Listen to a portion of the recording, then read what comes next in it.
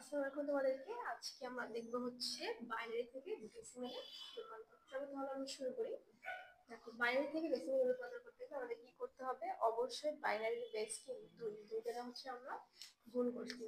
দুই দ্বারা আমাদের কি করতে হবে? প্রত্যেকটা সংখ্যাকে হচ্ছে আমাদের গুণ করতে হবে। দেখো, আমরা দুই দিয়ে হচ্ছে প্রত্যেকটা সংখ্যাকে হচ্ছে আমরা গুণ করছি।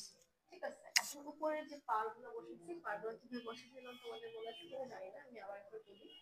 দশমিকের এখান থেকে, মানে দশমিকের বাম দিক থেকে যে প্রথমে সংখ্যাটা হবে এখান থেকে হচ্ছে শূন্য, শূন্য দিয়ে হচ্ছে শুরু করতে হবে। তাহলে শূন্য এক, দেখো শূন্য এক। আর দশমিকের ডান দিকে যেগুলো যাবে সেগুলো ক্ষেত্রে কি হবে?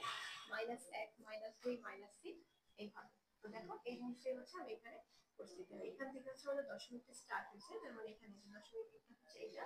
তাহলে শূন্য এক, আর দশমিকের ডান দিকে হচ্ছে মাইনাস এক, মাইনাস দুই করলাম। 2 × 1 মানে হচ্ছে 2, দুই, দুই একে দুই। আর এই যে জিনিসটার কোনো কিছু মানে কি? 1, ঠিক আছে? এটার উপরে মানে এরকম পাওয়ার জিরো থাকলে কি হবে? সেটা 1 বা হচ্ছে এদিকে কি হবে? 1। তাহলে 1 আর 1 এর সাথে শূন্য গুণ করলে তো শূন্যই যাচ্ছে, আমার তাহলে লেখা দরকার নাই। আর এই যে লেখাটাকে আমরা কিভাবে লিখতে পারি জানো? এই যে এইভাবে হচ্ছে লেখাটাকে লিখতে পারি। 2 এর পর 1 মানে হচ্ছে 2। সেম ভাবে তার পড়ালেখাটাকে হচ্ছে আমরা এইভাবে লিখি। আর 2 পার স্কয়ার মানে হচ্ছে 4। এই যে এইভাবে হচ্ছে আমরা লিখছি। লেখার পরে 2 2 এর মতো, আর হাফকে হচ্ছে 0.5, আর 1/4কে আমরা লিখতে পারি হচ্ছে 0.25। এই সবগুলো সংখ্যা হচ্ছে আমরা যোগ করে কত পাই? 2.75। তো এটাই হচ্ছে আমাদের বাইনারি থেকে ডেসিমেলে রূপান্তর করা যায়।